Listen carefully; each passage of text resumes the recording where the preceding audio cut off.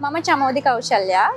මම වුණත් ඕනම දකින පෝස්ට් එකක් ෂෙයා කරන මට්ටමේ කෙනෙක් විදිහට තමයි හිටියේ. අතන මේ මට සෝෂල් මීඩියා පාවිච්චි කරද්දී මේ හැෂ්ටැග් එකෙන් ලැබිච්ච දැනුම මම හිතන්නේ ඉතාමත් වටිනවා.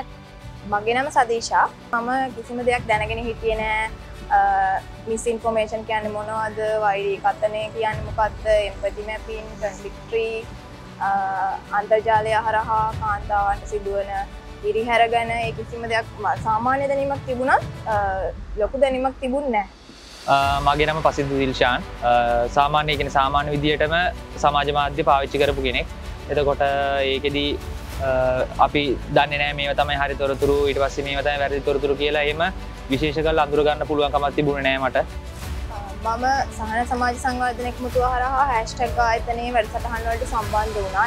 මේ හැෂ්ටැග් ජෙනරේෂන් ආයතනයත් එක්ක 2023 අවුරුද්දේ තමයි මම ඉස්සර වෙලාම එකතු වෙන්නේ. වෛරී කතනය ගැන ඒ වගේම ඒකාකෘතිකරණය ගැන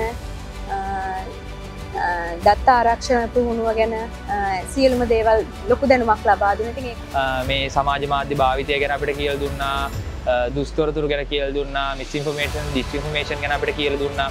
ඒතර මේ හැම දෙයත් එක්කම අපි අර සමාජ මාධ්‍ය දිහා බලන විදිය සෑහෙන දුරට වෙනස් වුණා. අපි කරපු ස්ට්‍රීට් ඩ්‍රාමා එක තමයි කියන්නේ කාන්තාවකට එහෙම නැත්නම් තරුණියකට සමාජ මාධ්‍යයේදී සිදුවන හිරිහැරයක් සිදුවීම සහ ඒ හිරිහැරයට කොහොමද ඒ කෙනා ප්‍රතිචාර දක්වන්නේ කියන එක අල්ලලා තමයි අපි ස්ට්‍රීට් ඩ්‍රාමා එක කරේ. අපිට ඕන කරන්නේ මේ ස්ට්‍රීට් ඩ්‍රාමා එක හරහා කාන්තාවන් මේ තමන්ට වෙන හිරිහැර ගැන විවෘතව කතා කරනවා නම් ඒ අදාළ නීති ආයතන හරහා තමන්ට සාධාරණයක් ඉෂ්ට කරගන්න ඒ තැනට පෙළඹෙනවා නම් ඒක තමයි අපේ බලාපොරොත්තුව මේ ස්ට්‍රීට් ඩ්‍රාමා එක හරහා.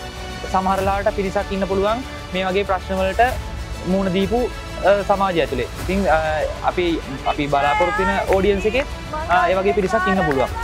ඉතින් එයාලට මේ අපි පෙන්වපු විදිහට සමහර විට ලොකු උදව්වක් වෙන්න පුළුවන් එයාලට වෙච්ච ප්‍රශ්න ගැන කතා කරන්න.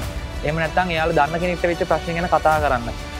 එයාලට කොන්ෆිඩන්ස් එකක් එනවා නම් අපි ඒක තමයි බලාපොරොත්තු වෙන්නේ. අසාධාරණයට එරෙහිව නැගී සිටින තාක්කල් හැමදාම ඉන්න වෙන්නේ මෙන්න මෙහෙම. නෑ මම බය නෑ. මම වැරද්දක් නොකර මම මොකටද බය වෙන්නේ? ඌ තමයි අපරාධකාරයා. අද මට වෙච්ච දේ හෙට වෙන කාට හරි වෙන්නේ නෑ. මම බය නෑ.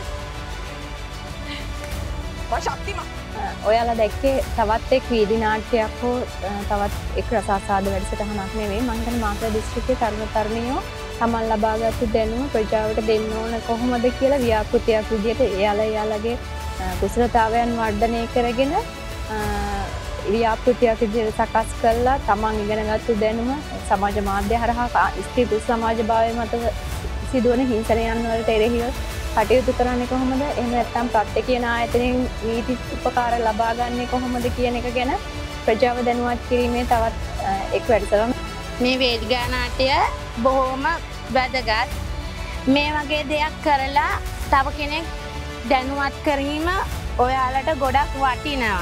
සමාජ මාධ්‍ය හා ෆේස්බුක් කරහා තරුණ තරුණියන්ට ළමා කුඩා ළමයින්ට වන අසාධාරණකම් පිළිබඳව ටෙලිඩ්‍රාමයක් ඔස්සේ මෙවැනි කටයුත්තක් කිරීම සම්බන්ධව ඔබේ තරුණ ඔබ සැමට ස්තුතිවන්ත වන බව මම මේ අවස්ථාවේ ප්‍රකාශ කරනවා. දැන් ලංකාවේ ඉන්න හැමෝම වගේ සමාජ මාධ්‍ය භාවිතා කරනවා පොඩි ළමයාගේ ඉඳන් වයසක කෙනාට එනකම්. එතකොට සමාජ මාධ්‍ය භාවිතා කිරීම නිසා කාන්තාවන්ට සිදුවෙන අසාධාරණකම් ඒ වගේ දේවල් සිද්ධ වුණාට පස්සේ මොනවද කරන්න ඕන කියලා ඇත්තටම දන්නේ නැහැ. ඉතින් ඔයාලා මේ වගේ වැඩසටහනක් කරපු එක ගොඩක් වටිනවා. සෑම තිරයක් පිටුපසම ඇත්ත හැංගිලා තියෙනවා. ඔබ නිහඬව ඉඳියොත් හැමදාම ඉන්න වෙන්නේ නිහඬව තමයි. ඔබ පළමු අඩිය තියන්න. එවිට ඔබ එක්ක මේ මුළු සමාජයක්ම ඉඳී.